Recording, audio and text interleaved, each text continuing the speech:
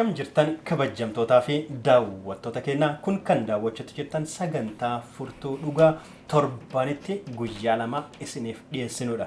Furtuun dhugaa torbanitti guyyaa lama sagantaa hafuuraa qabiyyee adda addaa qaban isiniif dhiyeessaa kan ture yeroo ta'u, isinis sagantaa keenya hordofuudhaan kan itti eebbifamtan irraas kan barattan ta'uu shakkii tokko hin qabnu. Namoonni baay'een keessan yaada keessan nu ergaatiin turtanittanii yaada keessaniif Waaqayyo isin haa eebbisu.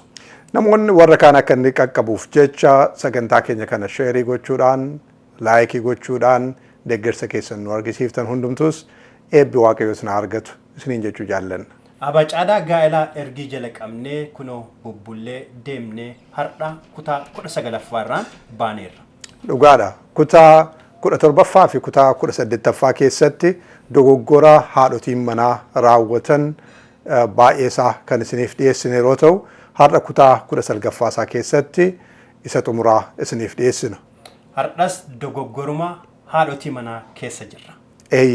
Dogoggorri haadhotii manaa quba itti qabuudhaaf kan dhiyeessinu tun taane akkuma kan abbootii manaa dhiyeessaa turre irraa akka baratamuuf kan dhiyeessine yeroo ta'u, haadhotiin manaa keessatti akka of ilaaltaniif warri abbootii manaa immoo rakkoon haadha manaa keessan irratti mul'atu yoo jiraate kan haadha manaa keessanii qofa utuu hin taane mana baay'ee keessa rakkoo wal fakkaataan jiraachuu beektanii akka obstaniif akka immoo qajeelchuu irratti gargaartan isin barsiisuufidha. Har'as qabxii sadiin tokko ilaallee dogoggora haadhotii manaa keessaa hin baanaa. Namoonni diida san jirtan dogoggorri kunniin sin jira jettan yaada keessan dabaltanii nu erguu hin dandeettanii. Amma gara sagantaa keenyatti ennaa deebineetiin jennu kadhannaa gabaabsine Waaqenna kadhanna. Si kadhanna si galateeffanna Waaqa mana samii jirtu waan nu gargaarteef maqaan kan kee ulfaate haa ta'u. Barsiisaan dhugaasi yaa Waaqayyo ati nu barsiise. Dogoggoroota jiran kanneen barannee irraa akka jijjiiramuu dandeenyu, akka deebi'uu dandeenyu, deebinee yaa Waaqayyo mana keenya maatii keenya gammachuun akka jiraachisuu dandeenyu ati nu gargaar maqaa Gooftaa Yesuus Kiristoosiin. Ameen. Ameen. Egaa Paaster torbaanota darban keessatti akkuma jennee boqonnaata darban keessatti dogoggora haadhotii manaa ilaalaatiin turre. Dogoggora haadhotii manaa keessaa akka qabxii 9ffaatti maatii isaanii ija wal qixxeen ilaaluu dhabuu. Qabxii baay'ee barbaachisaadha kun. Akka dogoggoraatti wantoota ka'uu danda'an keessaa mana baay'ee keessatti gaa'ela baay'ee keessatti mul'ataa jira jedhamee kan beekamu. Nagaa dhabuu gaa'ela baay'eetiif diigamuu gaa'ela baay'eetiif sababa ta'ee jedhamee kan beekamu keessaa tokko maatii abbaa manaa, maatii haadha manaa ija wal qixxee ta'een ilaaluu dadhabuudha. Erga gaa'ela dhaabbataniiti abbaan manaa fi haati manaa tokkuma akka ta'an akkasuma haati fi abbaan abbaa manaa maatiin isaa guutummaan isheedhaaf maatiin ishee hundumtuu isaaf wal qixxeedha kan isaan ta'an. Maatii lamatu walitti makame jechuudha. Maatii kana lamaan wal qixxeetti ilaaluudhaaf dirqamni jira. Haa ta'uti yeroo baay'ee haadhotii manaa birattidha rakkoon kun guddatee kan inni mul'atuuf. Akkuma isin dura jedhaatiin turre ija qixxeetiin laaluu dhiisuuni gara haadha manaa bichaa miti jechuu miti gara abbaa manaa sin jira irra caala eessatti mul'ata. Irra caala haadha manaa biratti mul'ata. Wanti kun impaaktii guddaallee kan qabaatu eenyuun biratti. Maaliifidha yoo jedhame maaliif haadha manaa biratti abbaan manaa akkas godhu hin jiru baay'eedhaan jira. Abbaan manaa akkas godhu baay'ee jira. Maaf haadha manaa biratti baay'inaan mul'ata yoo jenne kan abbaa manaa tarii qarshiidhaan mul'ata. Maallaqaan tarii maallaqaan mul'ata yookiin immoo haasaa keessa mul'ata.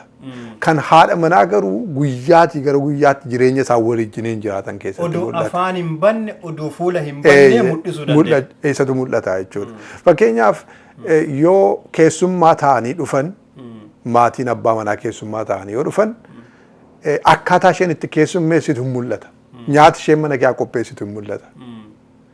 Yeroo maatiin ishee dhufan akkaataa ishee itti keessummeessitu hin mul'ata. Abbaan manaa yoo baay'ate taa'ee taphachiisuu yeroo baay'ee keessumaa warri dhiirri kan keenya ol darbinee nyaata bilcheessinee maal goonee keessummeessuu irratti rakkoo qabna inni irra yoo keessaa ba'uun nurra jiraate iyyuu. Haa ta'uti kan sana hundumaa gootu haadha manaa waan taateef abbaan manaa salphaatti arguu danda'a jechuudha. Gaafa maatiin ishee keessummaa ta'anii dhufani maal goote manatti nyaata akkamii qopheessite simannaa akkamii isaaniif goote iddoo akkamii isaan bulchite in ilaala. uffata akkamii haftee siree mallee waan akkamii haftee fedhee ilaalaa jechuudha. Amsoolaa maalii haftee fedhee inni ilaala. Dubbachuu dhiisuu danda'a. Gaafa maatiin kan koo dhufanoo haa jennu akkuma mul'atutti jechuudha. Gaafa maatiin ishee dhufanii lukkuu qaltee maal gootee waan dhugamu waan jedhamu gadi fiiddee suuqii dhaadhattee fiiddee maal jettee isaan keessummeessite ta'e maatiin abbaa manaa gaafa dhufan immoo shiroo hojjettee yookiin raafuu yookiin shaanaa qopheessitee itti kennite yoo ta'e isa kamtu caalassa jedhu inni wal nama falmisiisuu danda'a gosa nyaataa keessatti garuu ilaalcha namoota keessa jirutti aadaa keenya keessatti aadaa nyaataa keessa jirutti in mul'ata jechuudha. Guyyaa tokko guyyaa lama akkuma tasaatti ta'uu danda'a. Tasatti dhufanii qophiituun qabaatiin ta'uu danda'a. Irra yoo deddeebi'e garuu in argaa jechuudha abbaan manaa.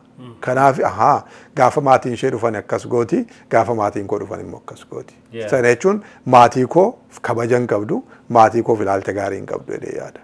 Akka jedhee yaadee jennaan mana isaanii keessatti rakkootu uumamuu jalqabe jechuudha. Dubbachuu isaa duwwaamin kan eegamu inni irra kun. Yooma dubbachuu baate keessi isaa nyaatamaa deema. Gaafa maatiin isaa nan dhufa jedhan yaadda'uu jalqaba. Maatii irratti duwwaa immoo kun hiriyoota irrattis akkasuma. Gaafa hiriyyaan isaa dhufan maal gooti gaafa hiriyoonni ishee dhufan maal gooti.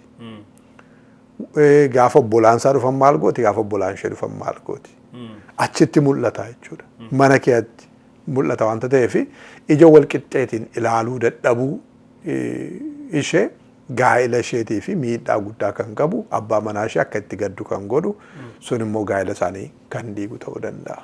Yaa kana baay'ee of eeggachuun baay'ee barbaachisaa. Wanti kunin gaafa inni maatii kiyya hin kabajitu jedhee yaade maatii isaan qofaallee oduu hin taane maatiin illee nu hin kabajitu jedhee gaafa yaade manni kun diidaaf keessaa lolli itti banamaa jechuudha.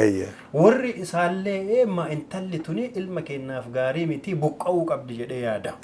Hennaa isii argan mara ija gaariin hin laalanii isaatiin ilaalanii gaafa inni qabatee maatii isaatittiin illee dhaqu isaanillee akkasumatti ishee keessummeessan. Gaafa kana innillee gaafa akkas ta'u tare yoo gari haati manaa maal gooti beektaa hin mul'istu abbaa manaa afotti akka warra maatii isaa haala gaariin akka keessummeessan isa afotti akka waa hundumaa qopheessitee akka waan nyaatanii dhuganiiranii gootee fakkeessiti. Yoo garagalan ammoo nyaanni isiin kennitullee nyaata mana keessaa jibbamaa utaanii haftee nyaataa akkas gootee haala gaariin taane hin galchiti. Inni tarii wanti inni beeku hin jiru maatiin kiyya haala gaariin keessummaa'ee galeera jechuullee danda'a. Warri ammoo hin beekaa gaafa biraa yoo walitti dhufan warri haala gaariin hin simatu. Hennaa kan isa keessatti illee yaadni buluu jala qaba. Maaltu adeemsifamaadha kan jedhu jechuudha. Gara lachuttuu wanti kun dhalataa deemaa irshoon keessa kana bu'ee dhiibee gaa'ela rakkina irra buusaa jechuudha. Gaaffiin jiru abbaa manaa keen jaallattamoo hin jaallattuudha. Abbaa manaa keen jaallatta taanaan maatii isaa kanatti kabajuuf maatii isaatti jaalala kanatti agarsiiftuuf sababii abbaa manaa kee jaallattuufidha. Sababii isa kabajuuf isaaniif kabaja qabda. Sababii haadha manaa jaallattuuf maatii haadha manaatiif kabaja qabda. Kabaja isaanii qabda jaalala isaanii qabda jechuudha. Kanaaf wanti haati manaa maatii abbaa manaa irratti gootu yookiin ilaalcha isheen isaaniif qabdu qabaa isheen isaaniif qabdu kabajaaf jaalala isheen abbaa manaa isheetiif qabdu argisiisa jechuudha. Kanaaf maatiin yeroo hundumaa dhufanii biran jiraatanii darbeeti kan isaan dhufan darbeeti kan wal argan kan wajjiniin jiraatan abbaa manaa ofii wajjiniinidha. Garuu guyyaa tokko guyyaa lamaa keessummaaf isaan dhufanii galan sanatti akkaataan atitti qabdee isaaniin keessummeessite isaaniin geggeessitu waa'een isaanii yeroo ka'u haasaa taasoftu bakkeettis abbaa manaa kee birattis waan ati gootu abbaan manaa kee akka ati ilaalcha akkamii qabdu isaaf jaalalaa fi kabajati qabdu kan maatii isaatii keessatti arga waanta ta'eef baay'ee eeggannaa gochuun barbaachisaadha. Baay'ee barbaachisa. Akkuma kitaaba kana irratti eeruuf yaalte dubartoonni gariin qaqqaroo maal godhanii maatiin abbaan manaa yoo dhufu maatii ofii caalaa keessummeessan. Waan maatii ofiitiif hin goone maatii isaatiif ennaa godhanii inni yoo argu maatii ofiitiifuu akkas hin goone maatii kiyyaaf akkana goote jedhee hin gammada. Gammachuu guddaa kennaaf. Guddaa qabaata. Gaafa maatiin isii dhufe harka isii kana deebisuu. Innis akkas gochuuf yaalii godha. Harka isii kana deebisuu fi yaalii godha. Hinnaa wanta akkasii kunniin dhalatu mana keessatti tokkoffaa gammachuu guddatu dhalata. Lammaffaa maatiin gamaa gamanaa lamaa waliin dhufeenyi isaanii hin cima. Dhugaadha. Maatii gammachii qabu ta'a. Warroonni si marsan yoo wali gammadani manni kan kee ammoo walakkaa kanatti hedduu oo'a. Yeroo baay'ee maatiin ilmaa, maatiin isa dhiiraa, maatiin abbaa manaa gaa'elatti erga galanii booda ilma keenyatu ishee jiraachisaa jira. Isheen itti dhufte harka qullaa dhufte harka duwwaa dhufte ilaalcha jedhan qabuuf. Sababii kanarraa kan ka'e akka waan isheen irraa fayyadamaa jirtutti akka shawwaa isheen fayyadaa jirtutti ilaaluu dhiisuu danda'u. Ilaalcha jibbaa ilaalcha tuffiis qabaachuufii danda'u. Sanarraa kan ka'e deebii haati manaa kennitu ta'uu danda'a. Qabaan ishee kun. Haa ta'uti haati manaa kan isheen ilaaluun irra jiru waa'ee isaan godhan deebii isaan kennan waa'ee isaan ittiin jedhan ilaalcha isaan qaban irratti hundooftee utuu hin taane ilaalcha ofii isheeti abbaa manaa isheetiif qabdu irratti. Qabaan isheen maatii isaa qabdu isa miidha waan ta'eef. Ilaalcha isaa jijjiira waan ta'eef. Ilaalcha inni isheef qabu kabaja inni isheef qabu jijjiira waan ta'eef isaaniif waan gootu keessatti kabajaaf jaalala isaaf gochaa jirtu mul'ifti. Yeroo baay'ee gargaarsuma maatii gargaaru keessatti illee ani yeroo baay'ee kanan gorsu kana ofii kootiis wanti an fayyadamuudhaaf yaalu. Fakkeenyaaf maatii koo yoo fudhatte harka kootiin qarshii isaanii ergee beekaa jedhee yaadadhu. Yeroon ofii kootii qaamaan dhaqu yoon godhe irraa kan hafe. Kara isheeti. Isheetu erga. Yoon itti mees itti muudhaa baadhes. An danda'es danda'uudhaa baadhes. Annan irraanfadha isheedha kan inni irraanfadhe yeroo isaa eegde. Waan godhamuun irra jiru kan gootu. Yoon karaa deemee maatii bira dhaqee maatii argeera jedhee yoon dubbisee fi waa gootee itti hafiire naan jettee na gaafatti jechuudha. Malee guyyaa tokko waan maatii kootiif godhamu isheedhaan mormu, isheedhaan na dura dhaabatu, isheedhaan baakuun takkaama dhageen beeku gaa'ela keenya keessatti. Kun anaaf boqonnaa guddaa naa kenna jechuudha. Gammachuu guddaa naa kenna. Wal jala dabarsine akka ittiin yaaduun maatiinsee yoo anaaf ilaalcha guddaa qaban anaaf jaalala guddaa qabaatan isheen immoo maatii koo isheen kan gargaartu inni maalitti nu beeka isheedha kan nu ergu isheedha kan nu gargaaru jedhani yoo yaadani mana sanaaf nagaadha kan inni buusu jechuudha. Nagaa mana sanaaf kan kennu isadha kan inni ta'u. Kanaaf ogummaa guddaa kan ta'u inni maatii isheen immoo maatii isaa caalaatti kan kunuunsan yoo ta'ani gammachuun isaan qaban daran dabalaa jechuudha. Yaa waaqa isaa eebbisu paaster. Kanaaf walii yaaduun baay'ee barbaachisa. Hinnaa gargarii kan irratti iddoon itti dagatamuu hin qabne haati manaa tantee yoo maatii kan keetiif ka yaaddu yoo ta'e ati advaanteejii isaan fudhattee yoo ka cadhistu sunis sirrii miti. Sirrii miti.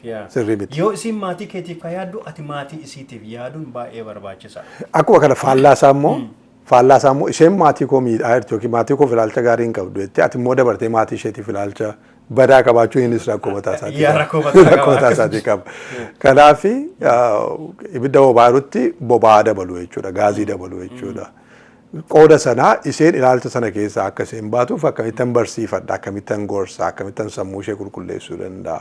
Waan kana akkamittiin qajeeshuu dandeessisa jedhu irratti gorsuu, qajeeshuu, gargaaruutu barbaachisa. Abbaan manaa haati manaa rakkoo akkanaa kana qabdi yoo jiraateetiin jedhe rakkoo san deebisanii eda'uu gara maatii isiitti mul'isuu osoo hin taane maatii isii taanuu jaalachuu, taanuu waan gaarii itti mul'isu, gaafa isaan dhufaniitiin jedhan, gaafa mana keetti boqotaniitiin jedhani akka gaariin geegessuun baay'ee barbaachisa. Irraa akka barattu jechuudha. Kun hundumaa kan nuyi haasofnuuf wanti maatii keenya ilaalchi nuyi maatii keenyaaf qabnu haati manaa maatii abbaa manaatiif, abbaa manaa maatii haadha manaatiif qabnu gaa'ila sana miidhaa achi gidduutti. Kanaaf gaa'illi keenya kabajisaaf jaalalli isaa iddootti eegamee akka inni itti fufuu fi ilaalcha keenya wal madaalsuun qajeelaa gochuun gaariidha. Kabiraa immoo qabxiin 10ffaan ilaaluu fi dafanii manaa bahuu dhiisu. Shamarran yeroo baay'ee waan kana irratti rakkoo qaban.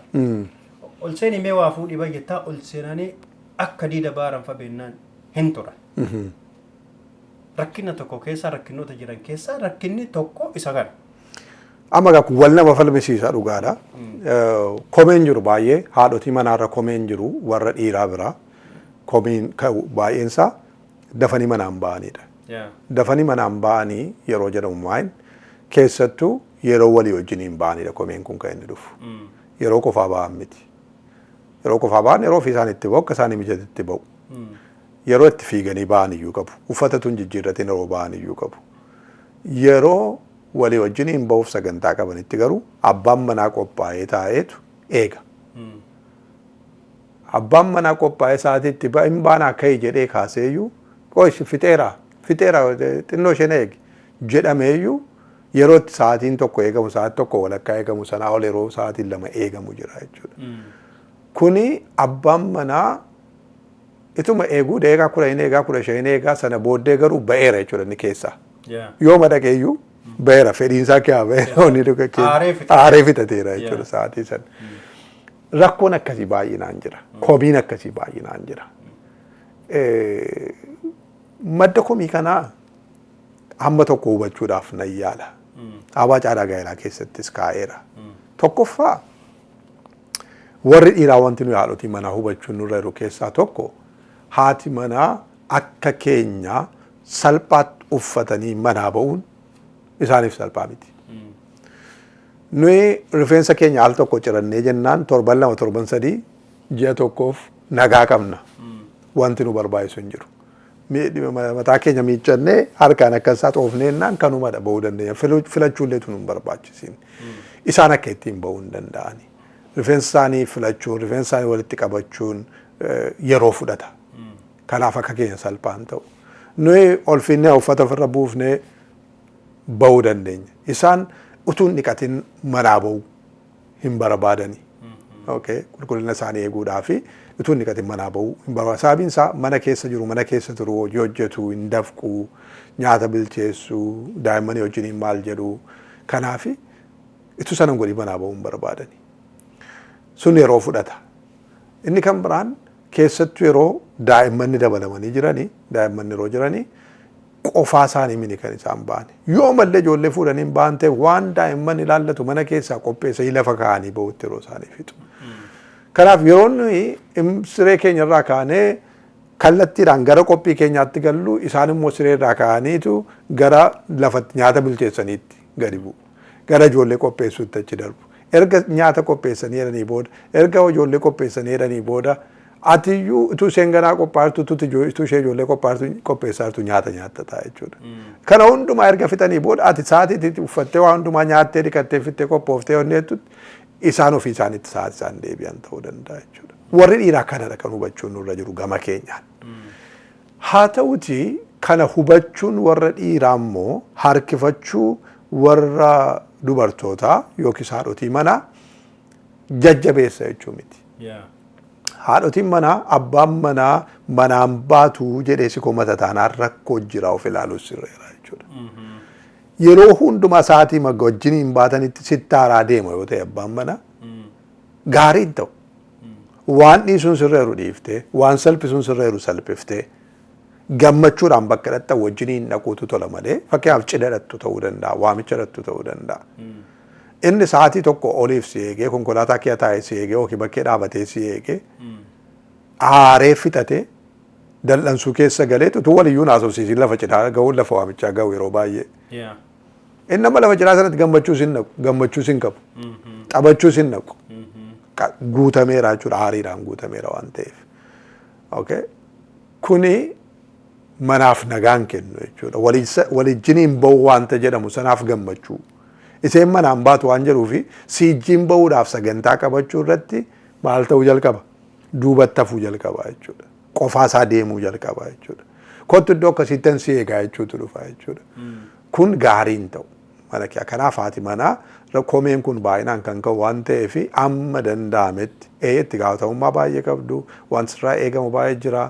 Warri dhiiraa isinirraa qooddachuun nurra jira yeroo isin waa hojjettan yeroo isin nyaata bilcheessan immoo daa'imman qopheessuun nurra jira yookiin mana qulqulleessuun nurra jira qooddachuun nurra jira warri dhiiraa akkasumayyuu immoo ta'ee komeen sun ammayyuu baay'inaan waan jiruufi of ilaaluun gaarii ta'a. Yaa waaqayyo si haa eebbisu paaster waan yaada dabaluuf ta'u hundumaan fitte warroonni dhiiraa keessattuu namni martinuu maatii ofii hin beeka amala maatii ofii hin beeka warra dhiiraatiif dubbadhaara amala haadha manaa keessanii hin beektanii rakkina mana keessa jiru hin beektan daa'imman ta'uu danda'a waan adda addaa meeshaa adda addaa ta'uu danda'a qooda diida teennee eenyu waan isii gargaarree akka hatattamaan manaa ba'uu godhuu dandeenyu gochuun baay'ee barbaachisa fakkeenyaaf daa'imman 2-3 qabnu ta'e daa'imman gargaaruun yoo meeshaan mana keessatti wanti sirraachuu qabaatu jiraate wantoota sanniin karaa irraa kakkaasnee gargaarree akka isiin qophooftu gochuun baay'ee barbaachisa amalumaanuu intalli nurra waa baay'ee godhatan uffannaa isaanii irraa kaka'ee dibannaa fuula isaanii irraa kaka'ee haga kophee miila isaaniitiin ka'ee haga boorsaa harka qabatanii ka'ee wantoonni isaan qabataniitiin deeman baay'eetu jira kanaaf isaan gargaaruun baay'ee barbaachisaadha kana kanumaan jalaa baaneeti utuu haasofnu utuu hin darbiin sataanutti utuu hin darbiin dura warri dhiiraa aariin keenya kun madaalawaadhaa inni ilaaluun gaariidha. Nama aarsa nama eeguun namni akka koo waa eeguu yookiin nama eeguu jibbu hin jiru lafa kanarra nama aarsa garuu yoo dhugaama isaa gara sammuu keenyaatti qalbii keenyatti deebinee ilaalle wantoota isheen hojjettee raawwattee fixxee dhuftee gadi baatu kana yoo ilaalle erga lafaa kaatee maal fa'aa hojjetteetu fixxee gadi baate yoo ilaalle akka kan keenyaa duwwaa dhiqannee uffattee gadi ba'uu duwwaa akka hin taane ilaalle aariin keenya sun madaalawaadha qoodattaaru wanti nuyi gochuun irra jiru jira waan ani ittiin ariifachiisuu danda'u jira jenne waan ani ishee gargaaru jira jenne of gaafachuun baay'ee gaarii ta'a. Waaqayyo si haa eebbisu isa kana kanumaan jalaa baanaa warri dhiiraallee haa gargaaru shamarran illee waan tokko calluma jedhanii sa'aatii ofii kaballeessanillee jiran wantoota hin barbaachifne irraa baane yoo waan manaa bahuu haa yaalluun gorsa kenna kaadhaati kabira ammoo of gatu yoo taane of gadhiisu yookiin midhaagina ofii eeguu dhiisu yeroo tokko darbee mul'ata. Faallaa lamatu jira gama kanaati. Yeroo illee waan hin qabneef gabaabsee. Faallaa lamatu jira. Faallaan lamaan kun maa inni haadhotiin manaa tokko baay'ee kan gad of deebisan waaqa durattis nama durattis safuu kan beekan uffannaa isaaniin haasaa isaaniin jiruu namaa wajjiniin jiraatan hundumaa keessatti naamusa kan qaban ta'anii kan jiraatan gaafa gaa'ela dhaabbatanii kaasanii akka waan hidhaa kutataniitti jechuudha. Gaafa gaa'ela sun hundumtuu lafanni irraa dhaqee barbaaddee dhabda jechuudha. Akka gadhiisii ta'anii uffannaan isaanii safuu kan hin qabne wanti isaan godhan safuu kan hin qabne naamusa kan hin eegne dhuguma namni kun namoonni kanaan dura beekuudhaa itti amma of gaafatutti kan si ga'u jira jechuudha. Faallaa kanaatiin immoo haadhotiin manaa tokko immoo gaa'elatti erga galanii booddee guutummaatti of gadhiisaniitu uffata isaanii yoo ilaalte qulqullina isaanii yoo ilaalte of qabuu isaanii yoo ilaalte maal taate kun amma jettutti kan ga'an immoo jechuudha. Asiin booda eenyuun na laallata heerumee waan akkas jedhan fakkaata jechuudha. Kana booda dhuguma kana booda abbaa manaa garuu namni ilaalu kan biraan hin jiru garuu abbaamti manaa keeyyuu akka itti si ilaalu barbaada. Si ilaalee si gammaduu qaba. Hin danda'a sitti hin gammadaa. Dhiqachuu kee qulqullina kee eeggachuu kee yeroo hundumaa barbaada abbaan manaa kee. Uffattee sitti miidhaguu isaa yeroo hundumaa barbaada abbaan manaa kee. Rifeensi kee qabachuu keetti abbaan manaa kee yeroo hundumaa hin gammada. Kanaaf warra kaan gammachiisuudhaaf duwwaa utuu hin taane yookiin warra kaan ofitti harkisuudhaaf isa godhamu utuu hin taane yookiin warra kaan ijin dorgomuuf isa godhamu utuu hin taane garuu abbaa manaa ofii durattiyyuu fudhatama kan qabdu kabaja ishee qulqullina ishee waan hundumaa kan eeggattu taate mul'achuutu irra jechuudha. Yoo akkas hin taane booda immoo rakkoo kan biraa dhufa jechuudha. Rakkoo kan biraa dhufu maa inni abbaan manaa itti saalfachuu yookiin itti qaana'uu jalqabuu danda'a. Itti mees itti dubbatees dadhabee itti saalfachuu danda'a jechuudha. Yeroo akkas ta'u maal ta'a wajjiniin gadi ba'uun isa saalfachiisuu danda'a. Wajjin waamicha dhaquu isa saalfachiisuu danda'a. Wajjiniin waldaa deemuun waldaatti bira taa'uun isa saalfachiisuu danda'a jechuudha. Akkas akka hin taane haati manaa eeggachuutu irra jira jechuudha. Abbaan manaa kee yeroo jalqaba si jaallate yeroo jalqaba wal bartanii wajjiniin jiraataa turtan akkaataa turte sana jaallateera. Isarraa gadi hin buusin. Yoo wanta ulfina waaqayyoof hin taanetu jira ta'e isa keessaa bahee irraa kan hafe amma naamusa kan eegee fi sirna hawaasi keenya qabu akkasumas immoo waaqa duratti fudhatamaa kan ta'e safartuu sana keessatti amma of eegdeetti isa itti fufsiisuun baay'ee gaariidha. Yoo isarraa gadi buute foolii jechaa ka'ee daa'immaniin yeroo guddifnu yeroo daa'imman hoosifnu yeroo maal jennu daa'imman nurratti fincaananii daa'immanni aannan nurratti jigaa nurratti gororanii maal jedhanii haati kana hundumaa dandeesseeti kan isheen jiraattu jechuudha. Garuu isumaan gadi ba'uun immoo irra hin jiraatu. Isumaan gadi ba'uun irra hin jiraatu sun yeroo itti abbaa manaa ishee saalfachiisu waan jiruu fi abbootiin manaa kanaan haadha manaa isaanii komatanii dhaga'amu jechuudha. Isa kanarratti haadhotiin manaa akka komee gaarii hin taanetti ilaaluutu hin taane akka komee gaarii ta'e waan qajeeluuf fooyya'uu danda'u waan barbaachisaa ta'etti hubatanii isa kana qajeelchuun gaarii ta'a. Waaqayyo si haa eebbisu. Haadhotiin manaa baay'een hinnaa heerumanii mana godhataniitiin jedhanii akka waan dhuma addunyaatiin baaniiranitti kan of gatan baay'een isaanii jira. Yeroo kamiin caalaayyuu of bareechisuu qabdanii yeroo heerumtan abbaa manaa keessaniif baay'ee bareeddanii argamuu qabdanii abbaan manaa keessan baay'isee bareeddina arguu fedha.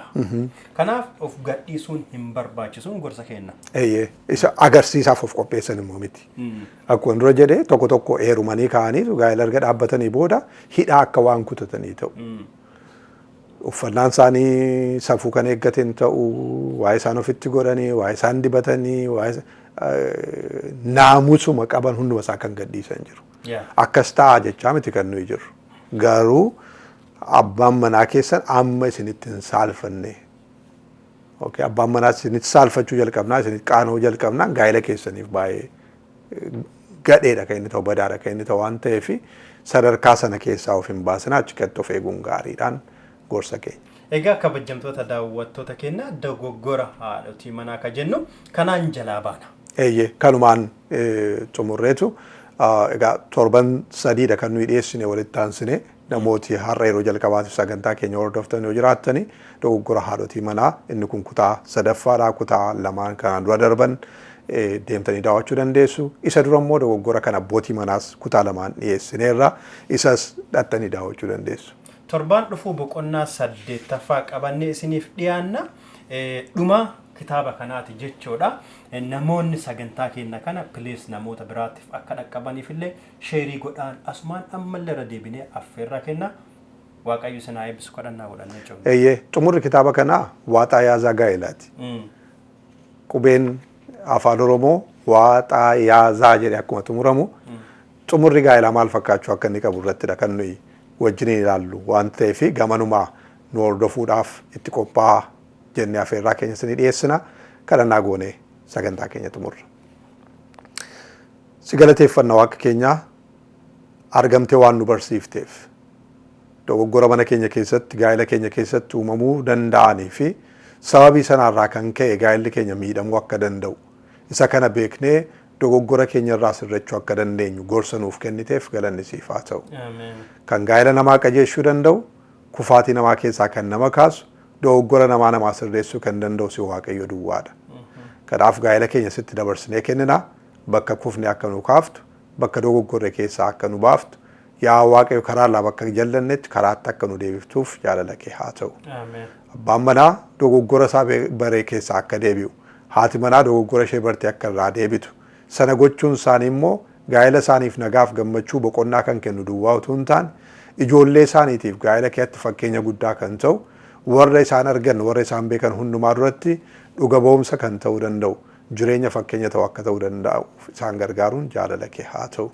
Hunduma keenya ati eebbisi daawwattoota keenya ati eebbisi sagantaan kun barsiisi kun yaadni nuyi asirratti qoonnu kun namoota hedduu bira ga'uu akka danda'utti yaa waaqayyo humnatti gooteetti fayyadamuun jaalala kee haa ta'u maqaa Kiristoos Yesuusiif jettee ameen.